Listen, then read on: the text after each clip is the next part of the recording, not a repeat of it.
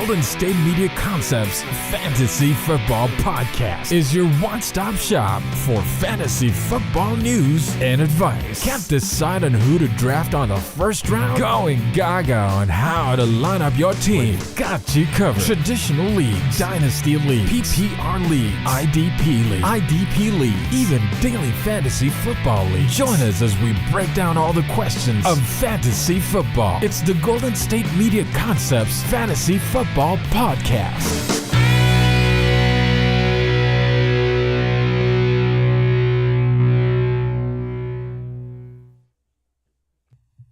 What is going on, y'all? We are back for another episode of the GSMC Fantasy Football Podcast, brought to you by the GSMC Sports Network. My name is Austin, and I am your host as always, going live every single weekday at 7 p.m. Mountain Time. If y'all are tuning in, I thank y'all for tuning in for sure. Make sure you guys are interacting with the channel, like and subscribe, because that helps us grow. You know, just some young podcasters in the game, bringing you this free content. So if you guys were to interact with the channel, I would very much appreciate that. Go ahead and also check out our Patreon. Our Patreon is the only place you can get my exclusive fantasy football takes. I literally sit here hour after hour, day after day in the lab, just looking for more fantasy football value. And I'm just here to bring the coverage to y'all and the things that I'm finding, the things that I'm seeing. And, you know, it's just something that I love to do. So I just want to also express my gratitude for being able to host the show every single day. Thank you guys so much for watching. Thank you so much to the GSMC Sports Network for allowing me to be the host of the fantasy football show, man. Let's just get right into it, though. It's been 20 days into the season. This is the 20th day of the NFL season, and my boy Leonard Fournette is still not on a roster. I thought that the Vikings were going to, try to pick him up and make a move. It seemed like the Alexander Madison situation's not going too well, with the guy not having a ton of burst left in his legs. I don't know if they don't like Ty Chandler or whatnot, but they just traded for Cam Akers. Obviously, they traded basically nothing, because I feel like in the NFL, you pretty much trade nothing and get, talented players, it sounds great. I don't know why everybody is not just getting rid of all their 7th round, 6th round picks, or swapping picks. In this case is what happened. Cam Akers was traded for a pick swap. So not even like they just got a pick. They just switched picks and got Cam Akers, a proven running back who is definitely a solid option in the ground game, has way more burst than Alexander Madison, which is interesting. But, yeah, 20 days into the season, Lenny hasn't even been picked up. And, guys, just keep in mind, if by week 5 Leonard Fournette does not have a squad, I have to buy his jersey and burn it. And I will do that live on one of these YouTube shorts that I post daily, just trying to get the channel more content, stuff like that. But, yeah, Leonard Fournette, 20 days. How many more days will it take for Leonard to find a team? I really do not know. Let's get into also Kareem Hunt is a Brown now. He's officially a Brown. They're going to sign him up to be the running back 2 behind Jerome Ford. Super happy that I was able to grab Jerome Ford on my fantasy team. I was unfortunately the number 1 on the waiver order because I am 0-2 currently and didn't put up that many points in week 2, but it's okay because we're priming that team to, hit their stride late. I do need to win a couple games early to, stay in the playoff running, but I'm confident that I can get this done. This is in my league where I'm the commissioner, and I literally guarantee to win, and I'm currently 0-2. So we got to turn things around and, be better than that for sure.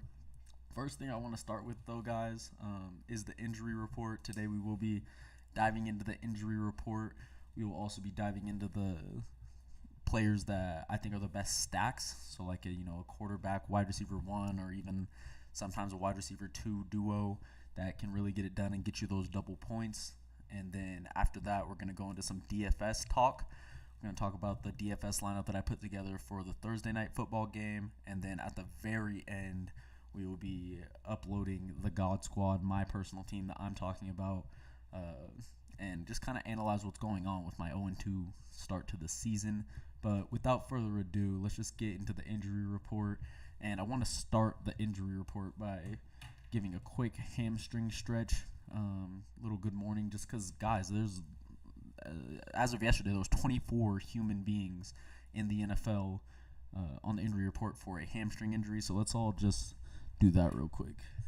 Just a quick hamstring stretch. Get the good morning.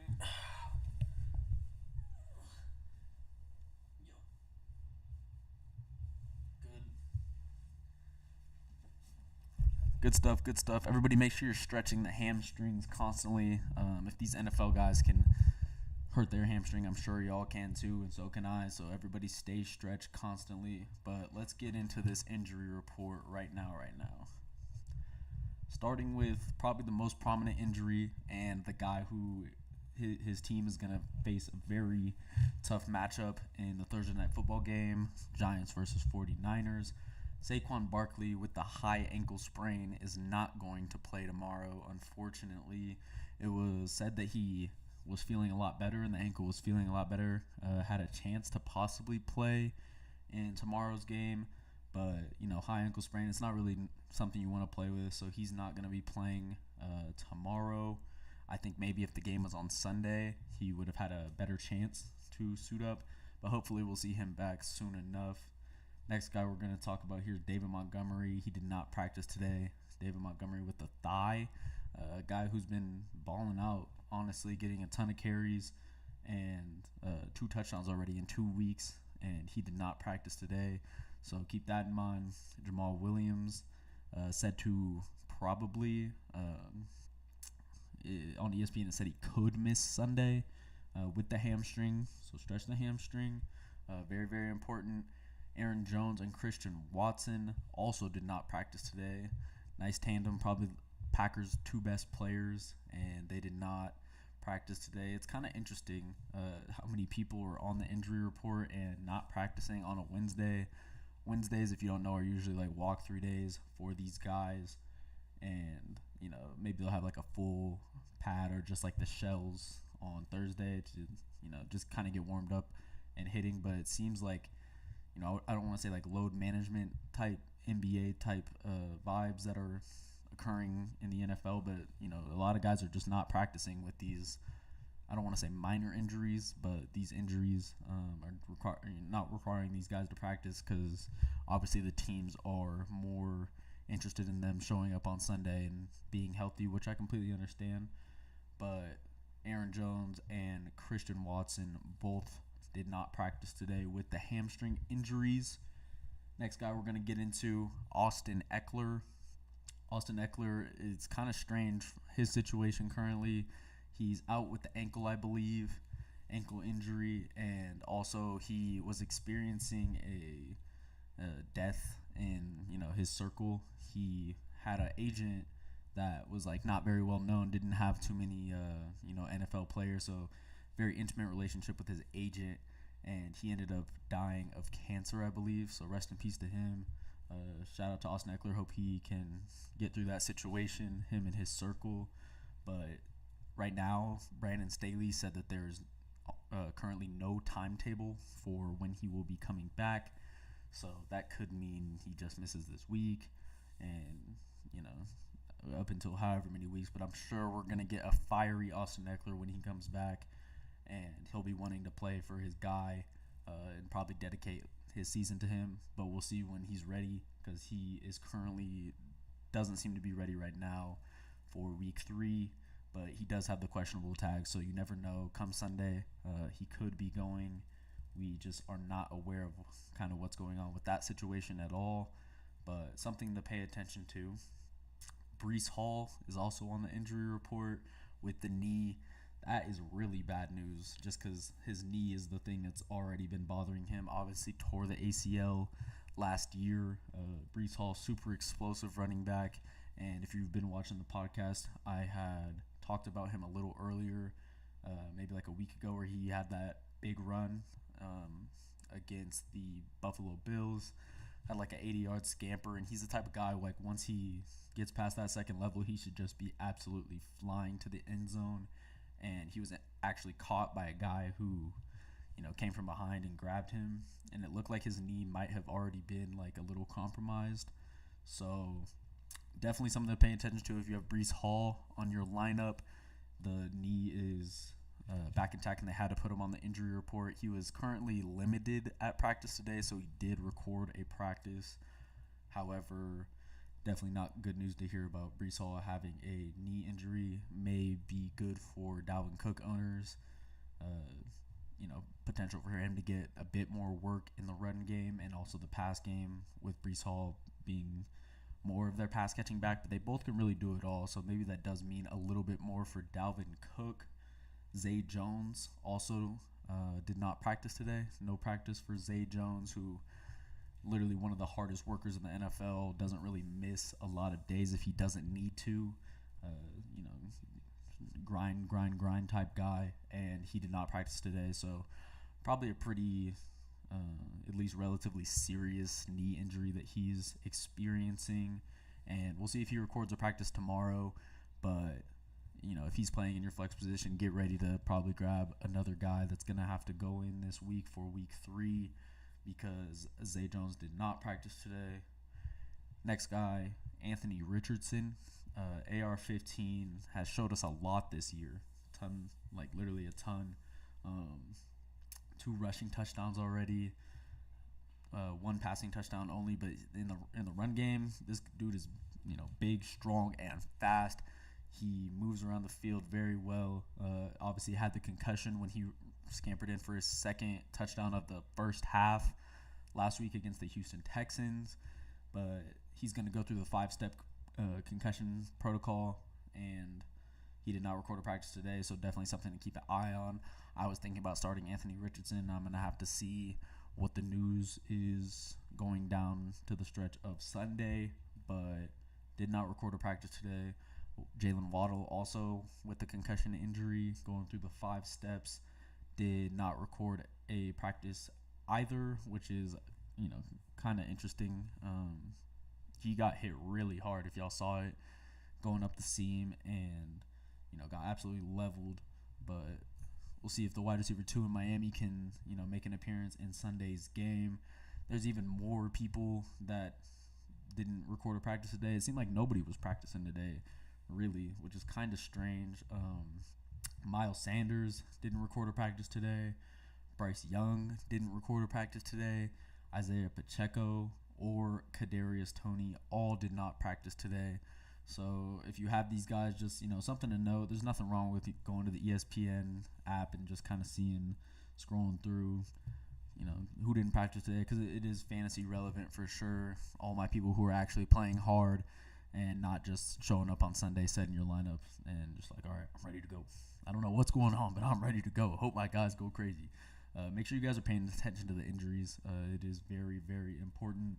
Most of these guys will probably find a way to play on Sunday, but it's, honestly kind of crazy to see. Teams are being much more cautious with their guys, prioritizing probably more film and the actual game over walkthroughs. And I guess that's understanding. I completely understand that from like a load management standpoint. These guys are, it's said when you're in an NFL game, it's like going through 15 car accidents. And I'm sure for D-line, O-line, it's much more than that. So, football's a hard sport. There's going to be a ton of injuries, and that's going to impact your fantasy team constantly. So make sure you guys are keeping an eye on the injury report at all times. At all times. We're going to take a small break. Just gave you all the injury report, but when I come back, we're going to be talking about the top performing fantasy stacks. Like I was saying, like the quarterback 1, wide receiver 1 duos. I'll even be talking about some of the wide receiver 2s on these very good offenses. So make sure you come back with me for sure.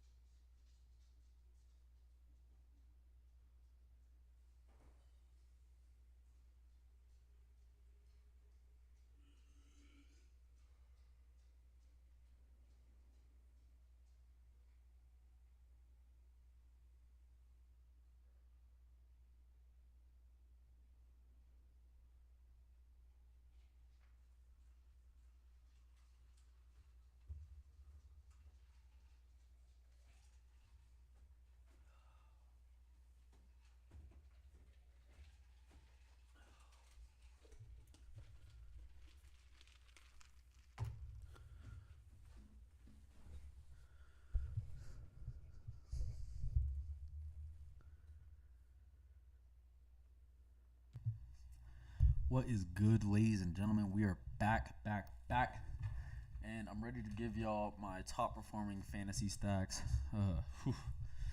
Bit out of breath, just like coming up the stairs, man. I swear. I just was playing basketball, just hooping these guys up at the 24-hour fitness because I am now a 24-hour fitness legend, and you absolutely love to see it, but definitely a little out of breath. Needed a water break, but ready to deliver my top fantasy stacks for this season currently. And we're going to start off real hot with these guys, Justin Herbert and Keenan Allen, going absolutely crazy this year. Justin Herbert throwing the ball down the field every single chance that he can, get. Quarterback number 3, Justin Herbert is right now, and Keenan Allen is the fantasy football quarterback or wide receiver number 5. Quarterback 3, wide receiver 5, both top 5 guys. And in week 2, they combined for 53 fantasy points. Like I said, both top 5 at their position currently. Herbert has targeted Allen 19 times in the first 2 games. So an obvious connection there. The connection has been there since Herbert started playing for the Chargers. And he's obviously his favorite guy. As far as Justin Herbert, I think he's literally the best, maybe the second best arm talent in the game. He absolutely has the arm talent to make any throw possible, and in my opinion has the prettiest deep ball in the entire league. Like I said, Allen is his favorite guy, so very seasoned wide receiver, crisp route running, and I think you just have to be targeting Keenan Allen in like trades or something like that if you're going to have Justin Herbert as your quarterback, just to see if you have the chance to score those double points. I don't think a lot of people are investing enough in fantasy stacks, or you could on an 80-yard touchdown make 25 points for your fantasy team based off having the quarterback 1 and the wide receiver 1. Something to pay attention to. Next guy we're going to be speaking on in this Chargers offense is Mike Williams. He's currently listed as the wide receiver number 35. Had a pretty bad week 1, unfortunately, but he is also a good target to stack with a guy like Justin Herbert. He's been targeted 18 times in 2 games, with 13 of those targets coming in week 2. He put up 16.6 fantasy points in week 2 off of those 13 targets. I believe he had 8 receptions for 86 yards or something like that. And obviously Austin Eckler is going to be out for a minute, and there's no timetable on his return, so that is going to boost the value of a guy like Keenan Allen and a guy like Mike Williams to at least a little better, just because Eckler was literally last year he was 5th in targets, including wide receivers. So he's really just a guy who eats up a ton of targets in his offense, and with him being out, obviously the other top 2 wide receivers are going to be getting a little bit more love. So if you're an owner of Justin Herbert and you want to go grab a guy like Mike Williams or Keenan Allen, I would absolutely recommend that. Next stack we're going to get into, and this might be my favorite stack that is currently in the league right now, is going to be the Kirk Cousins, Justin Jefferson. Obviously very tough to get Justin Jefferson in any league, but if you were blessed enough to grab him, Kirk Cousins is right now the QB1 out of every single quarterback ranked in the entire league. Fantasy-wise, he is currently ranked as the QB1, and that's going to be in pretty much all leagues too. Justin Jefferson is currently ranked as the wide receiver 3, and through 2 weeks, Kirk has emerged, been really good. He actually had most of his points in week 2. I think he had about 28 points, and due to in part to the Vikings' complete lack of rushing attack, but that may change now with Cam Akers coming into the lineup. He may be their new explosive guy. Cam Akers not known as a receiving back per se, so he's absolutely going to be carrying the rushing workload, and I think he's much more talented than a guy like Alexander Madison. So we'll see how that pans out. But like I said, Kirk Cousins, quarterback 1, Justin Jefferson, wide receiver 3. The other guys on his lineup, TJ Hawkinson, who's currently the tight end 1, and they're also supporting Jordan Addison, who is the wide receiver 18. And I feel like a lot of people would be like, oh, wide receiver 18, he's probably not doing that much. Jordan Addison is currently averaging 16 fantasy points per game. So he's getting down as a rookie. doing big things, and has 2 touchdowns in 2 weeks. Obviously, we don't know if the touchdown potential is always going to be there, but he seems like at least a solid guy to have in your flex position, someone that I would be looking at to, at least play if he's on my roster. As far as Justin Jefferson goes, Justin Jefferson has yet to find the end zone at all in the first 2 weeks, despite being targeted 25 times in the first 2 weeks, 25 total targets in 2 weeks. Very impressive, and that has led to 2 150-yard games in weeks 1 and 2. He went 12 targets in week 1 and 13 targets in week 2. We're sure Justin Jefferson will get his workload anytime when he's healthy. Absolutely a generational talent. I would compare him to a guy like Randy Moss, a guy like I don't even know. Like Randy Moss might be his only comparison just because he's really that good. So athletic, runs good routes, and can jump ball with anybody in the entire league. This week 3, they'll be facing a really bad Chargers defense who have given up a ton of points over the past couple of weeks. And, their defense is on their heels. Everybody's talking bad about them. Every single sports commentator, everybody sees it. I'm sure everybody in the league now sees it too. And they are a 1.5 point favorite against the Chargers. Definitely going to be a cool game. Where we're going to see that Kirk and Justin Jefferson going up against Justin Herbert and Keenan Allen. So I would expect all 4 of these guys to be eating up in fantasy this week, and a shootout in that game in general. I'm going to go to my last top performing stacks currently going crazy in the NFL, and I think this one is very obvious. Every single team here, I believe,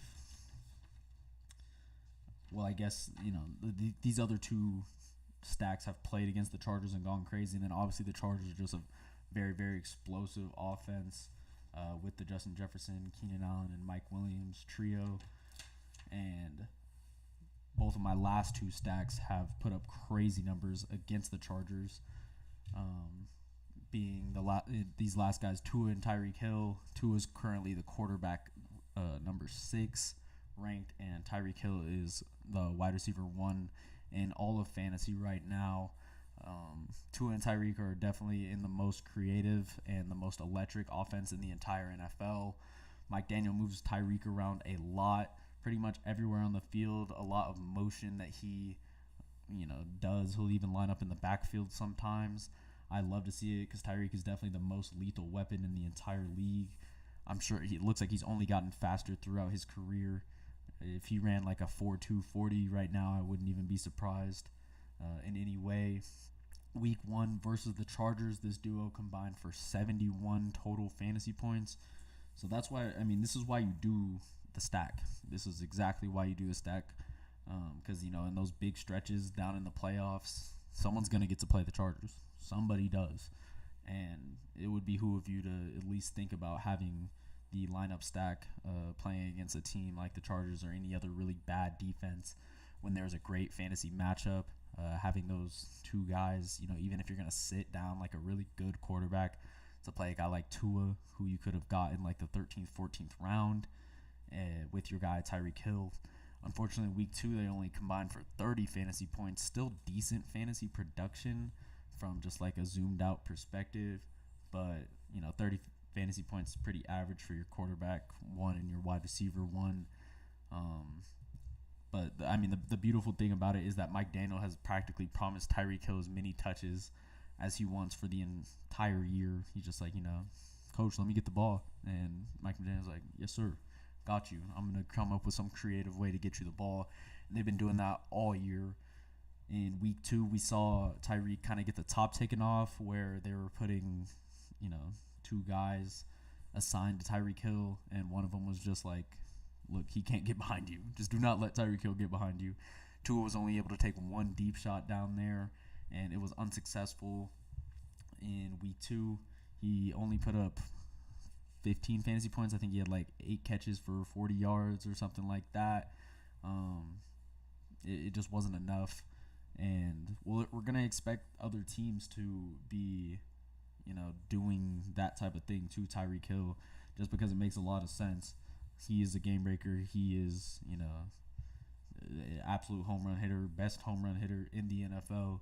And we should see definitely more teams going with that Bill Belichick strategy of playing a guy over the top of him and assigning basically two guys to him at all times.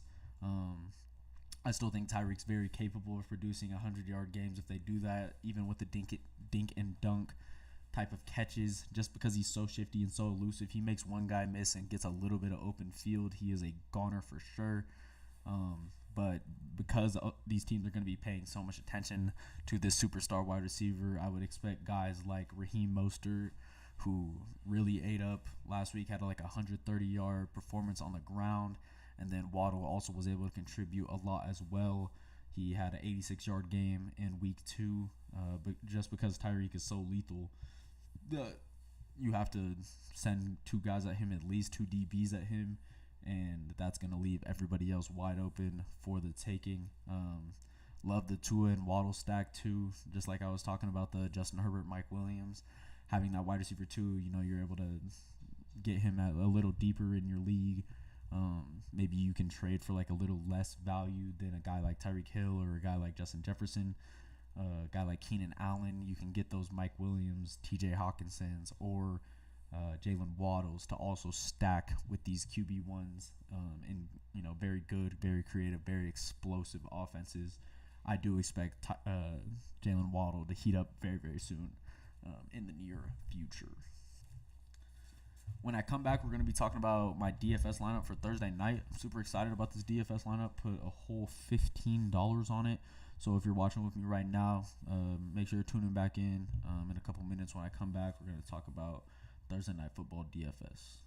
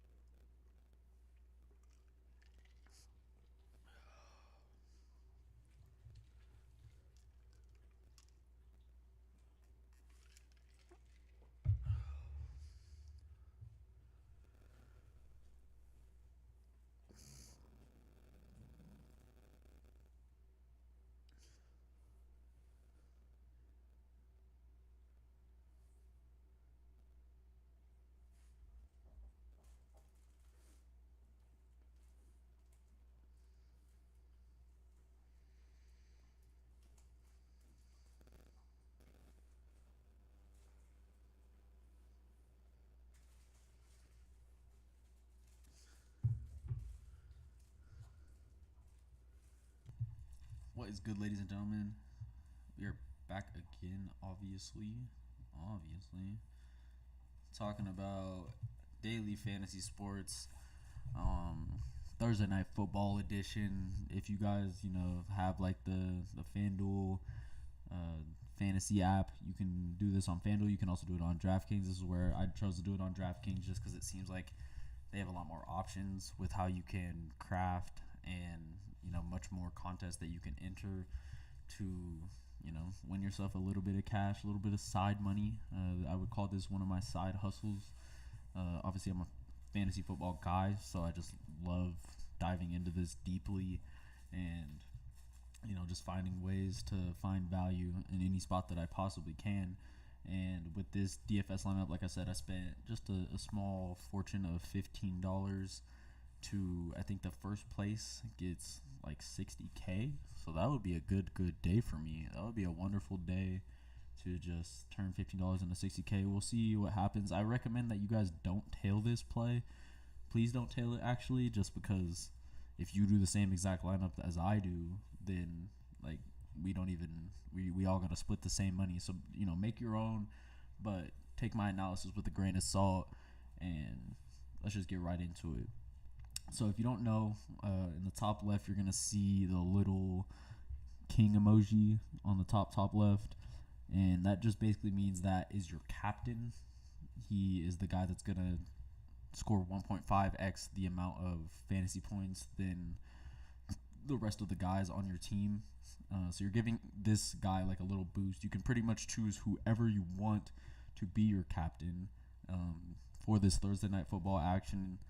Christian McCaffrey is the highest, most expensive guy that you can choose. Obviously, because he's the best running back in the NFL, I'm going to have him in there, but not as my captain position. But let's get into why I chose the 49ers defense to, be my 1.5x and be the defense. It's not a player. It's a variety of multiple players. But it's mainly because the Giants, who they're going to play on Thursday night, scored 0 points in the first 6 quarters of the season. And I saw the Cowboys defense absolutely tear up Daniel Jones in this offense. The Cowboys defense, I would say, is very relatable to the 49ers defense. And they had 2 touchdowns and like 35 fantasy points in week 1. Jones also threw 2 interceptions. And they're going to be missing their best player, Saquon Barkley. I can't say enough about the 49ers defense. They have like all pros at every single level. Charvarius Ward, Huafunga, Fred Warner, just to name a few. These are all guys who are going to be making plays on the field, and they play with their hair on fire. The best part is I got them at a beautiful price at $8,700, where Christian McCaffrey, to play him as your captain and get that 1.5x boost, he's at $19,200. So saving like $10K, making sure I can still get the players that I want. And I think that the defense has a very good chance of, maybe putting a blank up against Daniel Jones in this disgustingly bad offense. They have no wide receivers, by the way. They have Jalen Hyatt, they have Isaiah Hodgins and Darius Slayton and Sterling Shepard, but these are guys that I'm not afraid of going up against. I think Charvarius Ward and Huafunga lock all that up and probably turn them over multiple times and hopefully get in the end zone for me. I also so you're going to get 5 flex positions in this type of format. And the first guy I went with here is Deebo Samuel. He cost me $8,800 of the $50,000 that I'm allotted. $8,800, so definitely not too bad. Just $100 more than my defense, which everyone's going to be a little more expensive at that captain position. But I got Deebo Samuel. He's really back. If y'all don't know this, the Deebo Samuel channel, I'm constantly talking about Deebo, praising him for his good work, and he showed out last week in a big way. He's even gaining more value just because Ayuk is questionable with his shoulder injury. Brock Purdy had him wide open on this really long deep ball, and that would have turned his day into like a 30-point fantasy day rather than just like the 20-point fantasy day that he had. He has the rushing upside. He has the receiving upside. And besides Christian McCaffrey, this is the guy that should be touching the ball the most in this 49ers offense. So I'm excited to see what he does. I think he's just due for another breakout season. If y'all remember a couple years ago, he was like the wide receiver 3 in fantasy, and he was carrying the ball a lot. Scored like 10-plus touchdowns too, and I expect him to get back to that form. So I'm really excited to see what Deebo Samuel does.